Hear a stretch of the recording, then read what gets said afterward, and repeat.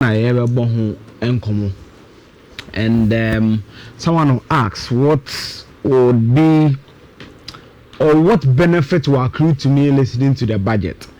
And there were certain observations among the key ones, especially in Ashanti region, what we should expect. And it's there are few ones I'm mayor.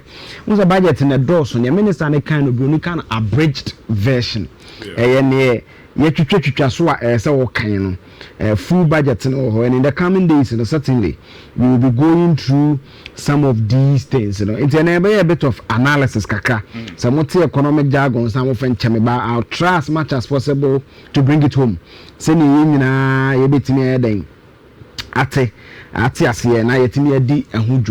so let's quickly go into that. Francis Minister also record this presentation there, mama.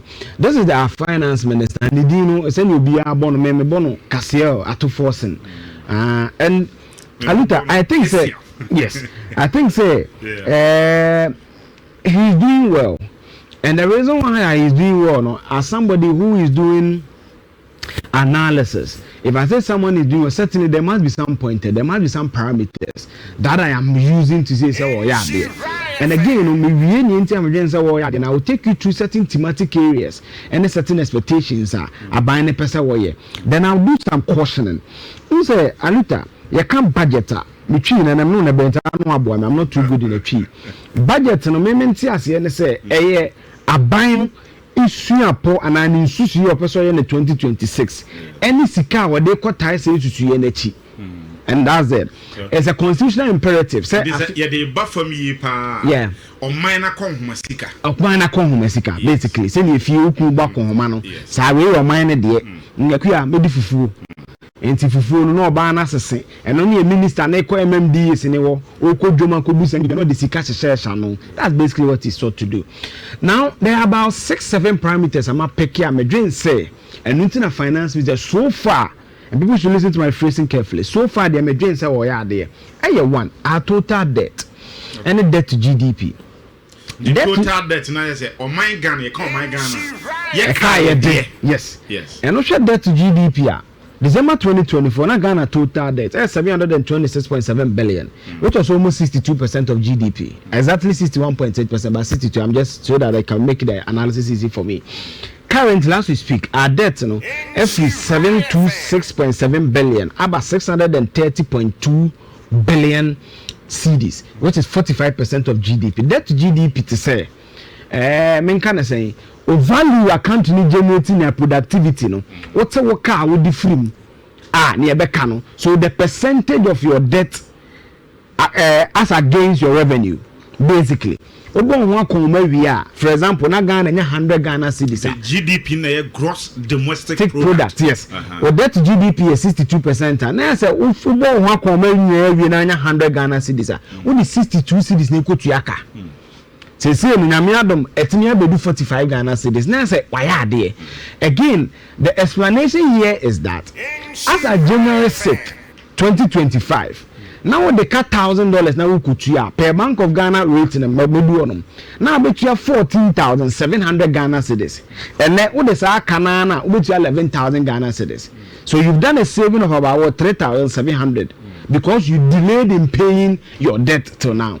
But someone also argued that the performance of the city is attributable to the measures Hawaii. But what I say? So do some of our debt is in dollar because na 20 December na dollar na around 14-15 into no na yesika no e kan ye den be kosoro the dollar na ho ode atia ba for me because the cedi has appreciated against the dollar about 30% this year. It's a chance say your debt no so ye den esu be hwan but what you say. So that is also one measure against why the debt to GDP from about 62% of debt to GDP to 45% is good. Then second measure amendation, AABB a friend international reserve. To some for savings account. On money a reserve will be a daho in foreign currencies in gold in ABB and MPP according to the Bank of Ghana baby 3 months. That is wrong. according to Bank of Ghana own statements, my TV is blare. No more corner. Na Ghana, your gross international reserve now $8.96 billion. Now about 4 months of import cover. So that is what they inherited. As we speak, so this is the documented evidence of it. 2024, say the country at the end of 2024 recorded $8.98 billion in gross international reserve, covering 4 months of import cover. So our gross international reserve is expected to money savings account be a daho. Now, import cover near it is a Ghana $1 bill. Yankoton gold, yankoton cocoa near $1 bill. Was secure way between their crania, my boy, and hobra. So time now 4 months, and as international reserve you be mine. Okay. Now, as we speak, this is the current status from 8.98 billion to 12 billion, and our import cover is now 5 to 6 months. Okay, Eugene Ahano, tell me, the current mine photo some for 1 year, any against we. It's the gold board. It's the gold board. Me catch us there's a document to be. My friend come a presentation. 2015, Park was saying Mr. Atako India. On India Prime Minister Nebon Command. Oh, yeah, that Masagani to go this now. Daddy. Oh, damn. Oh, Mr. Atako Kings. Mr. Ataka 1 cedi. India Prime Minister said there be a book my to 4 Ghana cedis. It's a free be on tar UNTCAD on the Bank of Ghana BOJ report with 2016. And one year you say between 2013 and 2016, Ghana lose in excess of 6 billion in gold returns. So say PMMC is the only company that yes are there. But you say na smuggling it's Ghana to me 3 major countries Mekaya, Switzerland, UAE in India. Ghana to me say you are ton gold 1 billion. Ama India. India book 5 billion. That is why the gold board came in. So it's more a certain bit of power to arrest people who are smuggling and all that. So the gold board has also brought our reserves. And again, gold for oil program, no. Gold nana Banyam starting no more taught the board reserves. No? The Bank of Ghana has even admitted it. So it's not a make manufacture. They've admitted that there was a gold buying process and because government is a continuum. So then they couldn't have met a reserve, and this is not me saying this is a Bank of Ghana data of nearly 9 billion. On no buy any 10 months and or them 12 billion. And a free 4 months of import cover chest or mine and $1 my country. Never see a can in my boy and or 4 months. You will see care down a bit with your and I raise a bit with the exam. Putu Prubiaba. Obia to Tunapu. Yes. You will see car was 90. Yes. You bet mine. Yes. You bet with the DD. Yes. Near pay anyone a clue as yes. It's from 4 months, I could do 5 to 6 months. So again, second, this is a good thing. To my mom, GDP, my gross international reserve, my import cover. Now let's go on. This is another thing I mean now. I don't know how to do mine. Hey, if we beat the monetary policy in simple terms and a policy rate, the policy rate rather in simple terms interest rate. I buy way free soon. You're sure there. Asset. We remember the January crowd. Monetary policy no. 27-28%. As we speak, 21%. What is the advantage? The advantage is oh koje besia. Say na near the besia na man interest and that so koje 100 Ghana cedis. Now we are about 127 Ghana cedis, right? And then abebu 21%. That is the interest. It's about 121 Ghana cedis. At least 6% be there. Every so. And yamfa we him say Eugene sa rate we no na Bank of Ghana na Central Bank no yes. They the commercial banks. And the commercial banks. Commercial banks ni nya yes. Now mo dey be individuals yes. Businessmen like yes. that. No mo so dey omo dey brilliant. It's not a Bank of Ghana 27%. You get at the commercial bank roughly around 28-29%. Internet 21. You also get it around 22-23%. Yeah. So it still tells you say sika sanya ya de besia man apart from and it's a good measure. Yes. So I've given you about 4 parameters, meaning that the next kwaje besia kwa waduma and also abafom. Because of time, let me skip. On the 6th of January, they bet me as well in His Excellency John Dramani Mahama. Not dollar they become 17, meaning the blue source free. Every a time they could see 17 the abaminim. But when MPP was handing over officially, the exchange rate at Bank of Ghana posted on Monday, January 6, 2025. Now 14 Ghana cedis, 74 pesos to the dollar. Fact.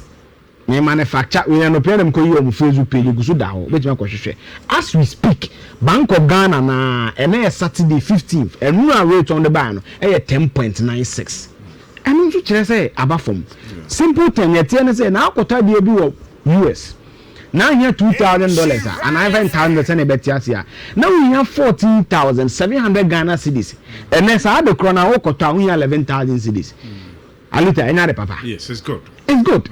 So on the currency too, it's good.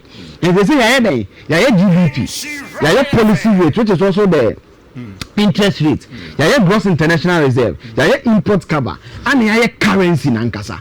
Another thing I'm saying, percent the demand, inflation. Yeah. Because my catch say inflation is how fast or how slow the prices of goods and services are. December 2024. The reason we use December 2024 and I can't use January for the MPP. I can only use December because Mahamed freeze to December 26. Inflation 15.6%. MPP freeze no. Inflation 23.8%. Yeah. That's so, an undisputed figure. This is Ghana Statistical Service. Yeah. This is from the new inflation figures. So this is Ghana Statistical Service. Now, as we speak, this is our inflation. 8%. To my mouth 6 parameters. So debt-to-GDP of 62% about 45%. The gross international reserve now about 9 billion. I could do 12 billion. The import cover now 4 months. I could do 5 to 6 months. Right? My mom said interest rates now 27%. I do 21%. Dollar is what appreciated by almost 30%. It's inflation. Now you're saying now 23.8%, and I do single digits of 8%. The first time in about 4 years. Okay. So all these parameters tells you say the government has done something right. Yeah. Now the last one they want is fuel. When say fuel, there were 2 pricing windows. The first and the 16th. It's a better fuel money, a better so largely make a boy as a son. If I want to be 10th, 12th, but largely you 2 pricing windows for fuel, the 1st and the 16th of every month. Yeah. Osha, 2nd January, meaning that the first pricing window is January, and some MPP be free soon. Now go, say me 12 free, odium mete, kokobing into a menana meto go, didn't mean you go and come into to town. Now 14 CD 99%, and say 15 CDs, just to make the argument simple.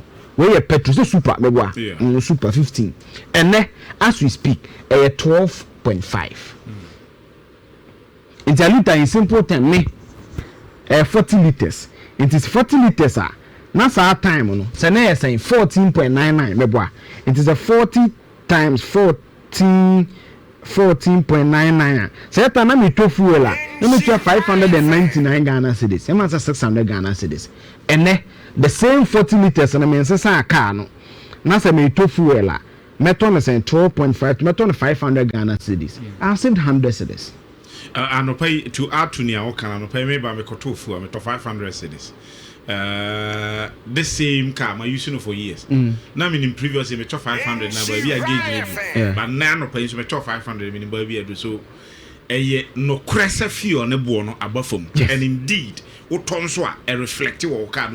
Yes.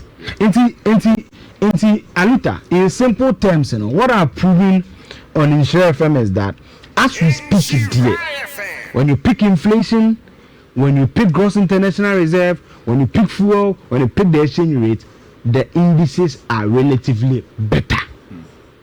These are facts. But let's go into the budget proper and do some analysis.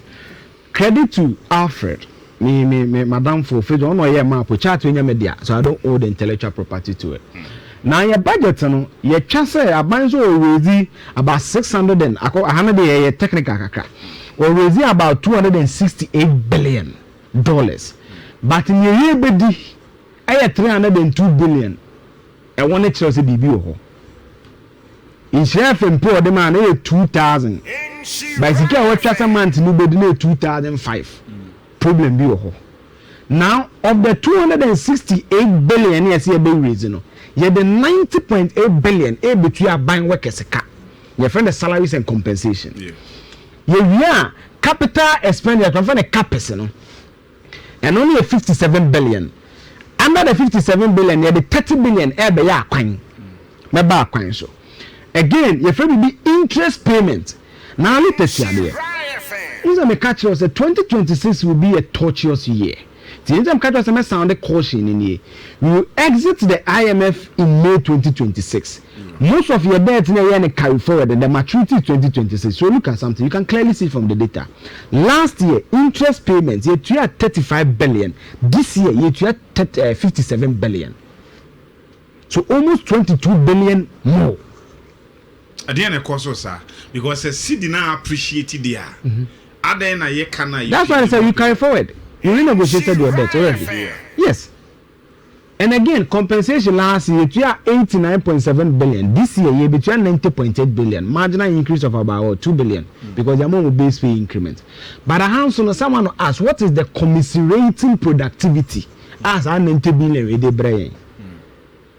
So efficiency must be. We must also get that there. And proper supervision. So that is largely what the budget is, meaning that I buy the budget baby the abeson maybe so because also we raise 268 billion. My men try to move in here. Also raise quickly. Also raise 268 billion. But in also be 302 billion. As already now, Bosia we free my young simple man. We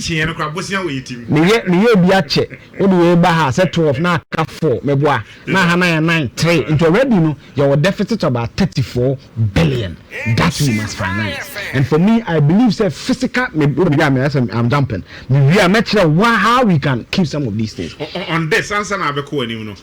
Are you anticipating say midway in the fiscal year no if your finance minister be back for supplementary budget? I believe so. Unless he does something, and I'll come there shortly. Okay. Now, the biggest highlight of this, I have a mobile team here. Also, we creating 800,000 new jobs beginning 2026. Listen to me, freezing. All kind of budget, I got the impression also 2020 we creating 800,000. Hey, now America crash one yes sir. But we na answer me na ko PM Express. Adechi na ko City FM. I'm a pay OTV3 or you are UTV. And I like that push of the finance minister. No, Bernard Busans, we budget 2 hours, answer call Joy 2 hours, and no and say he has to defend his own budget. And I like that. Explanation mania so far on this in the 800,000 jobs. And yet 1 year no be creative jobs. I buy target to say oil palm, unsana to force the budget or call benso. This is the evidence. Or call Benz no could income or say now or person expert view on some of the matters.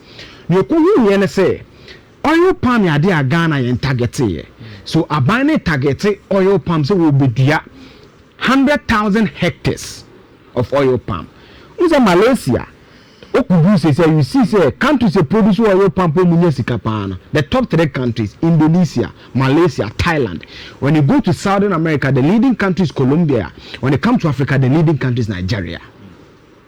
Now, the 100,000 hectares, Oko Southeastern Asia, which is Indonesia, Malaysia, most nipa 3 and a year Jumawo 1 hectare. Palm oil will do 5 years and a DNA. So certainly the job cannot be created in 1 year. But on because there will be heavy mechanization of these farms, only use an average of 2.5 people per hectare. Into a Hanon Kwano estimate, this will be employing 250,000. Aluta, is it clear? But me check here, 1 hectare of land is equivalent to 2.5 acres. So meaning that they are trying to cultivate 240,000 acres of palm oil. I look at what personally, it is good.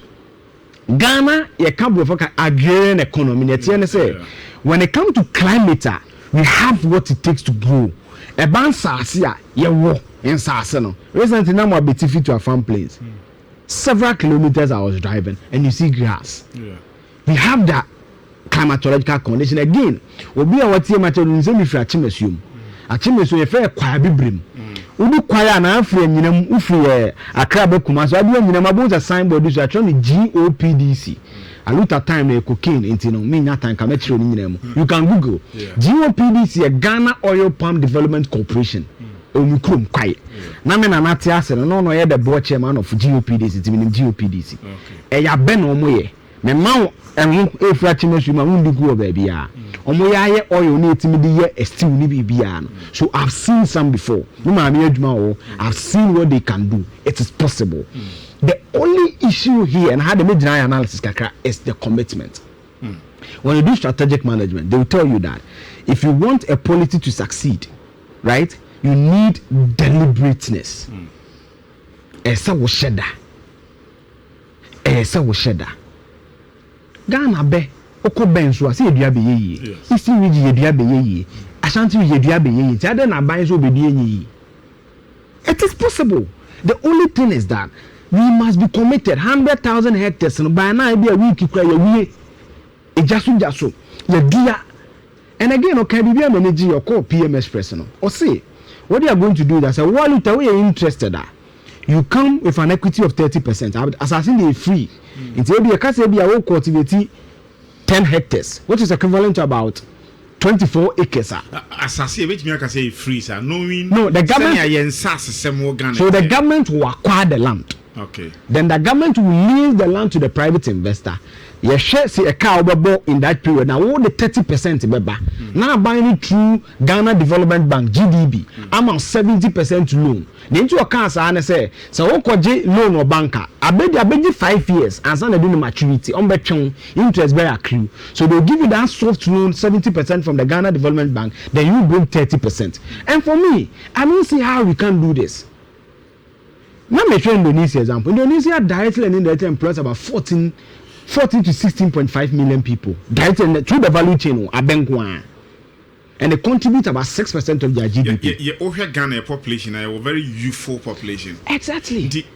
Is the Ghanaian Gen Z properly so called? Why ready to go into palm production? The government can make them can make it attractive for them. You see, as a taste, my basso. Need perfume rice na. You know perfume rice. And you dey man wa bia dey be am black chocolate. You ni bi. Brown ni edi. Enti be ni etimi ni black no. Babrofo no obi black no. O nya na ni because na wa bia. So that's why I always come back to deliberateness. Every single government policy omo ba na ye o. Say you say omo nya nkwasi afo. Yes. These are at first on the PhD. Yes. Dr. Ampim on a master's degree. These are experts. But you see, it's the deliberate. Because you see, these things, they are hard work. They are, and you see, the 5 years will predate Muhammad's regime. Almost 1 year. So it is about that deliberateness. Say, ahana who se beboye, ahana yebo. Me interested or happy because say Ghana ni adwuma. Ne tie pa na say dependency ratio esote. Yes. 2 ete crime so. Yes. 3 obi anso hoto no. Yes. My successive government. Yeah. Nko achi kakra. Na no ya Ashanti region o mampanyi be ye nkoko nkete policy no. In the elsewhere administration yenya rearing for food and jobs. Yenya planting for food and jobs. Yeah. We buy so my operation feed Ghana. Are we not rehashing launching of policies? Nabaho, it's a make a say this policy will predate Mahama. The point I was driving to is that you need the buy-in of the opposition. Okay. It's a 5 year bet. I only have been in 3 years. Yeah. It's 5 years. Okay, Bani, and Tia my deal, be on me be from Suyanim say, you can't buy me father one, me fupa. Yes. So 250 liberty free win. The next bit also they created 30,000 jobs. No, a true padium bay. Dakar Kumasi Expressway. Okay. This is the video evidence of it. What is it basically? The current Accra Kumasi highway, Merasha Mufenchamaluta time no dos. 250 kilometers averagely. Yeah. There are 4 bypasses. Ombo Guswaya 4 bypasses. No. But Omo created a new expressway and only a 197.9 kilometers, meaning that it reduces the current Accra Kumasi travel time by 50 kilometers. Meaning you can do Accra Kumasi roughly 2 hours, 2 hours 30 minutes. But it will be heavily towed. Okay. Near Tiana say, Ubetua talk a seer, I was so since I would no tank and as a normal road. So, say, which you have to 10 CD, expressway, maybe a normal road to be a 2 CDs. The example you can check, and in the meantime, is the Mombasa Expressway, and there's one in Uganda, you can check it. Abans or feasibility studies, the financing will be done locally. They will mobilize local financing to do it in 3 years. And no co city. It's in one movie on Facebook and put a question. That's the answer. O co city FM Ben Adab no some in 3 years. Mahama will commission this road before he leaves. Now road on the fat normal credit Kumasi we no omo de fa eastern region there so. Na kofa Saman Kese, na kofa Chimodan, na befa Alfonse Kwaso Lake na connected to Kumasi. 197.9 kilometer video no and that Facebook no. It's 3 years and everything. What I was happy about and I say this year they will start from the 30 billion. The catch was a capital expenditure 57 billion this year. This year, yes. 2025. Yes. No, 2026. The budget 2026. Yes. The catch was a 57 billion for capital expenditure. Out of that, and 30 billion is for road specifically. The most flagships of the big push project is this project, and therefore they will commit some amount from the 30 billion to start this project. According to the finance minister on city, it is for 3 years, and President Mahama will commission it before the year. Most markets. Connectivity, interchange, it may be as a man case corridors and everything to create jobs. Also, estimate is a project to create 30,000 jobs, direct and indirect. Filling stations, Bebaho, all these jobs. With all background in analysis, yeah, sustainability of jobs is key. Yeah. How sustainable are our jobs? Yeah, so that's what I'm saying, that indirect and direct jobs. It is incumbent on the finance minister and his team to come back and tell us. I don't know my view. Okay, it's fine. It is for the finance minister and his team to come back and tell us that of the 800,000 jobs, which of them will be direct, permanent, rotational, and all that. Because construction, big push, 30 billion means that the amount for the consumer, it be best for they are all jobs. Yeah. You see, my challenge is that planting of food and jobs. Meaning, senior Bekaya. And one of the people I said, and they could for them create any 1.2 million jobs, and you're not correct. Okay, I'm 32 figures around it. It's because they couldn't quantify the jobs. Yeah. So they need to do that quantification so that when it comes to a time we are scorekeeping them, we can do a proper scorekeeping job. For me, the one I was happy about is the 4 bypasses to Sino and you know, Konogo not on my way, and you see, only to me about because Kumasi is a haven for commerce. Again, Kumasi town importance all the landlord countries, Mali, Niger, Burkina Faso, track to be able to takrade and Temahabono, a mass pass through Kumasi. Intino Kumasi Accra Crime, your friend N6 highway is a trans-African route and our route.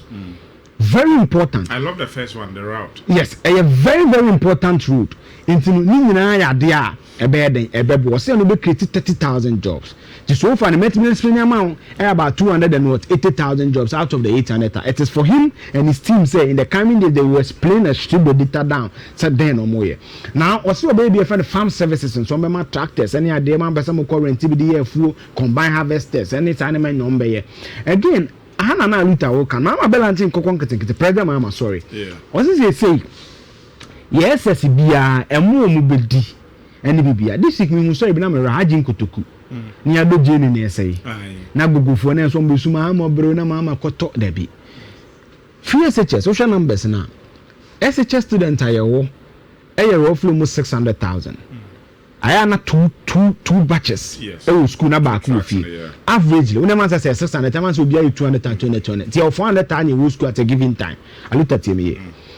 What share for school fee now? Crying mom 1 hot meal a day now. Only about $1 million. Basic school. It's averagely. You won't cry a day beyond my humidity. Almost 1.4 million. Then I see a dear Jane name toast a mayor broso. It doesn't make sense. Until you say, I could find my order maybe 2019 Google. I remember. Like I come back to the now what can about what? The commitment. Yes. Into when a say headmaster, Ministry of Education, buffer stock. We are committed. That is the word. We are deliberate to say. There's no way as and what the team are doing yento. Yes, you come Vietnam. And you see, it all come back to the procurement economy we run. So the 1 minute, someone can say it's about time. As I say, you decentralize your money because what quarter say Sunyana West are me free. Yeah. Now call Domasi or Mudo Brew or yes. Did the engineer say or Domasi secondary school or more can say I was a blue free crime ever. Oko akomadan. Tomatoes na bia bedu kwan na approve. Yes. Na yet where twen say obi dey team tomatoes free China whatever. Yes. Or financier. Your man procurement contract. In the tomatoes na 150. You see Aluta when we are discussing the economy. I had to be because our structure rigidities here. We can do that analysis by common sense. The economic paralysis we are in, it's largely a common sense problem. Don't you see? They say you be too every year. And you see government is the goods and services 13 billion. Yes. Aluta, Interbank committee even 70% of 30 billion, almost 13 billion, almost 10 billion. In Ghana economy, see a to locally made that. Only a share sanitary pad. And no probi. One of the questions I mean, you may be sound. Joby, me a sanitary pad initiative. Now me come crass no. What the local materials as sanitary pad that means only 1 year. I'm a US government afano. Yali de na ko US, de na ko Kenya to teach people. The kind I tech for in those days. On the plantain be. On the plantain be yes, I did. Anita, what fast I gave ya? Why Ghana ni? Profit will be Nebiano, and Ghana. Give one and carry one and carry man you. So you didn't lift the local community of Nhyira to a certain level. That is what we must do. And increase money in circulation. Sika war my no cost. But your man has a 1 year economist, 1 year, and common sense. Again, Abansan say because of time, was about fast or gladness, a near bush or yes, and the 2 of them no munkoto. Young counties can no munkotonesa. Again, Abansan say, VAT. Now VAT there 21.9%. Abansa what so about 20%. It's good for business. First, now VAT unya 200,000 cedis. I say we declare VAT. You see, or say we cancel no, or they cost 750,000.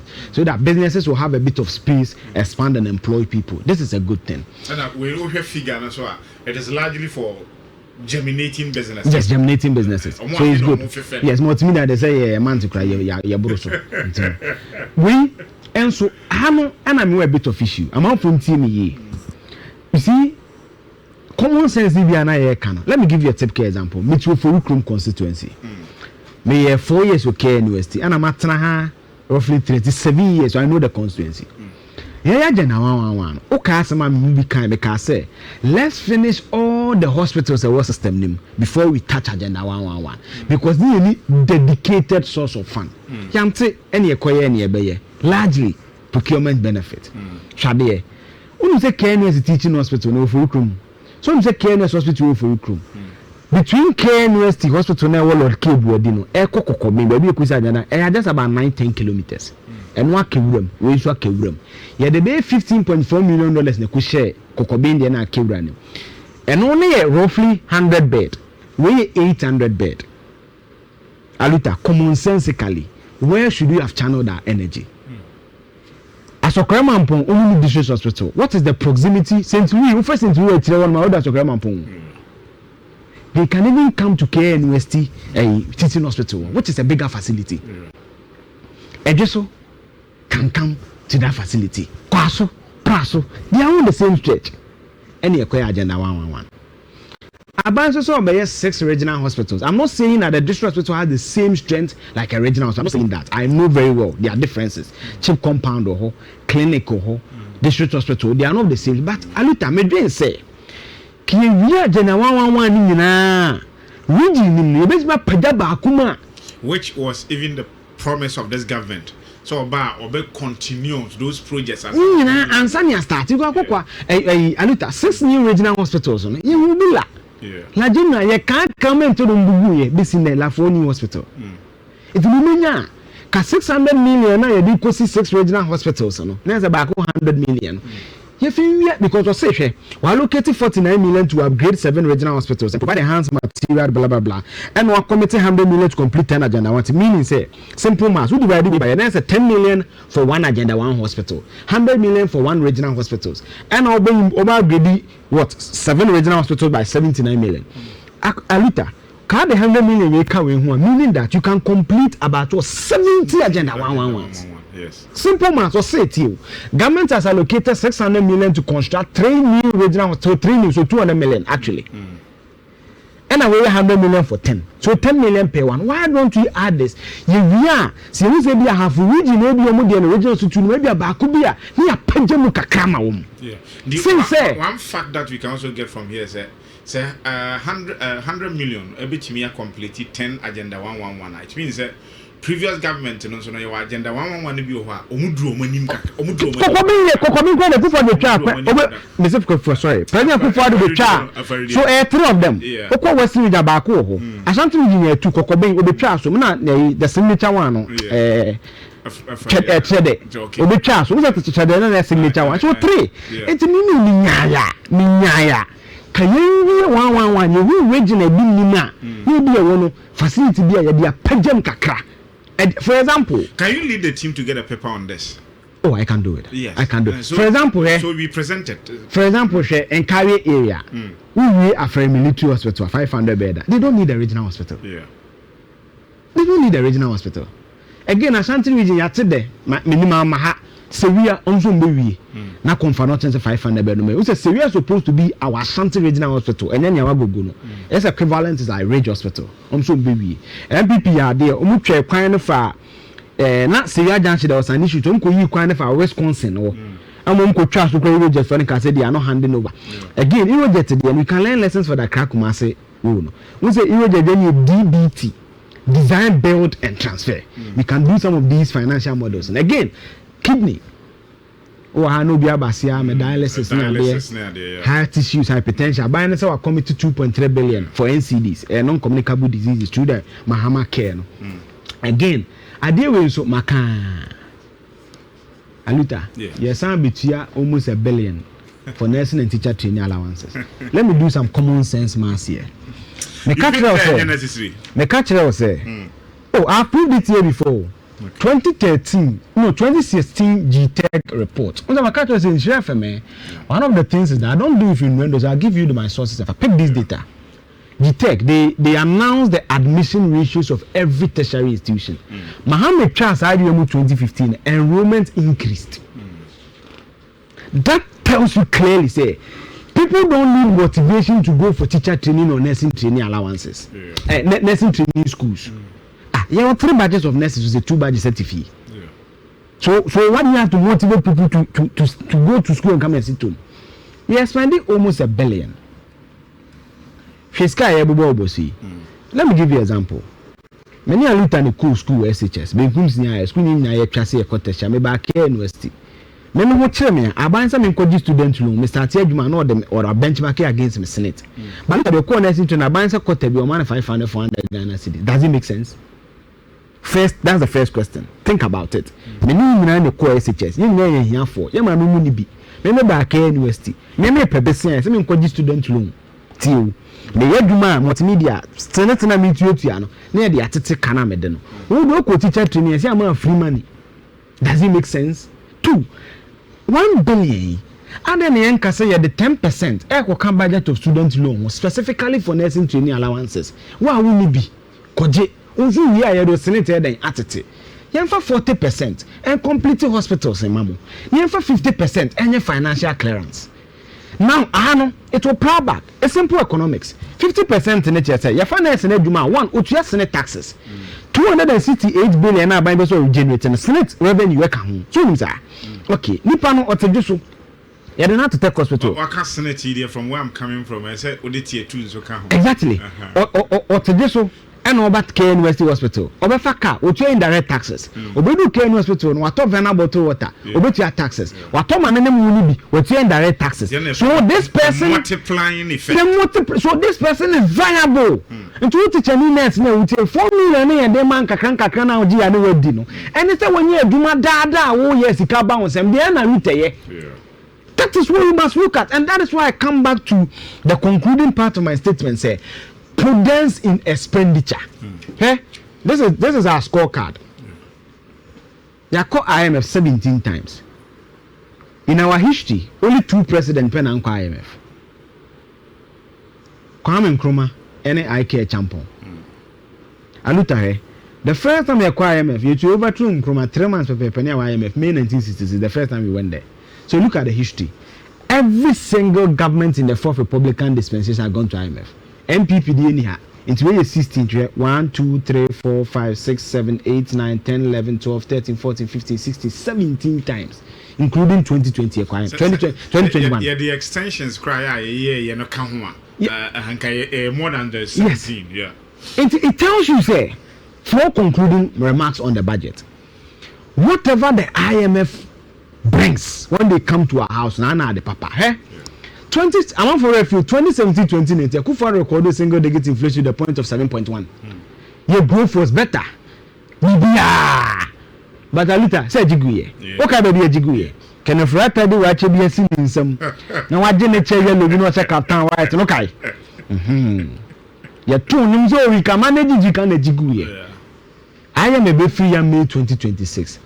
Ako aluta no mo de ba ye bia yetimi aya de ayo man na ye de mama abas 8 indices amese anunti atofo sen ya ade no. Let's do it.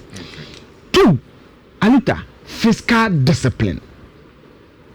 Yes, fiscal discipline. Sameji 100 cedis a me pede we as board you say fiscal we no because e kasika ho asem no.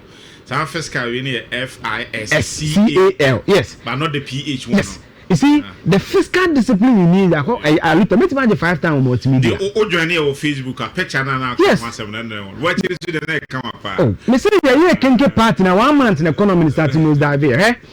I look at here. Me 5 times multimedia. I can choose to order food. Yeah.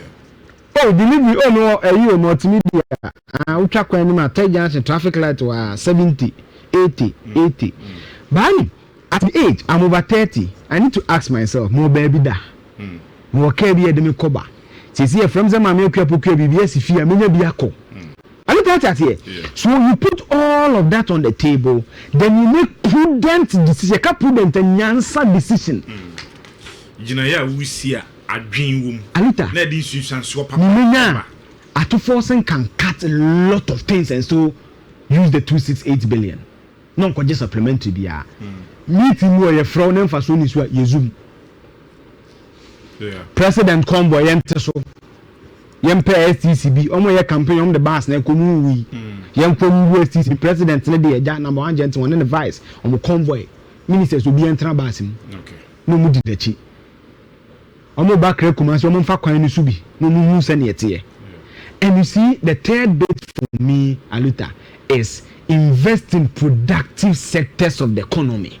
Aluta yenkoje besia go nya bai makoje besia o kwa hia mini GBP yekohye royal senchini maje 5 star. Yes, I'm wrapping up menyam prompting there be but some 5,000 ne say asase dia beda donyina no 30 me the 5 ne so atasase na Aluta dey na me ton asase je me nkrata and by next month no yeah, then asase me kosro. So you invest in productive sectors of the economy and that include 100,000 hectares now me can you know. So the evidence abounds in Malaysia, in Indonesia. Let's be committed to it. To Sadia. And the fourth one a chrono. I two force so by the car the money is 64. See hi. But I'm 1 minute when I mean we producer. And no say catch or the engineer is kind of 64 year. I pass it through all the process. If you're a contractor, MMBC in a sign, regional minister sign, road minister sign, finance minister so sign a code bank of Ghana is the sky you between. I'm not say there be any change to chip. Auditor General approve 47 day and credit. See it your way. 8 billion BDA. I could see him kosi koda koda. A bit my and credit into additional document. 10 billion there. Or say a fraud dream where Tom will disallow. Listen to me carefully.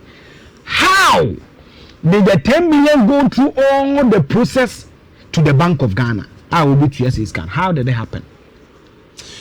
Because at time NDC co-positioning in 2016, na new patriotic party take. On mobile the same thing, yeah. Nipa ba kwa me ni din komo pa Kusibuafo. Yeah.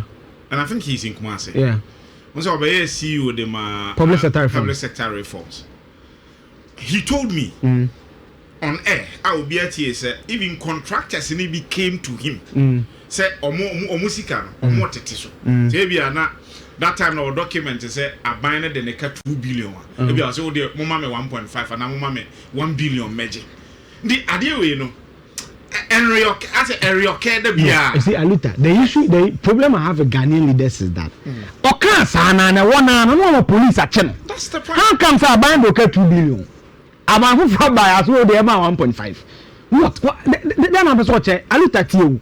So, and yet on no buy no buy what the turbines sign you 10 billion. You know what 10 billion can do for this economy? Media, development in Ghana road in a for year no 30 billion. Yet the nearly 30% of bank you chrono. You pay you behind 10 billion. You poor sign document you be. You poor approve you could do bank of Ghana. I say you could attorney general from them. Bra, when I sign documents and say the car, or the general saying yes, bra, which him say, when Yahua, yam prosecute you. So this is my full solution. I'm not just critical. I'm saying that fiscal discipline, invest in productive sectors of the economy, produce what you eat, consume what you eat, and prosecute financial crimes. Eugene, Medasiano pay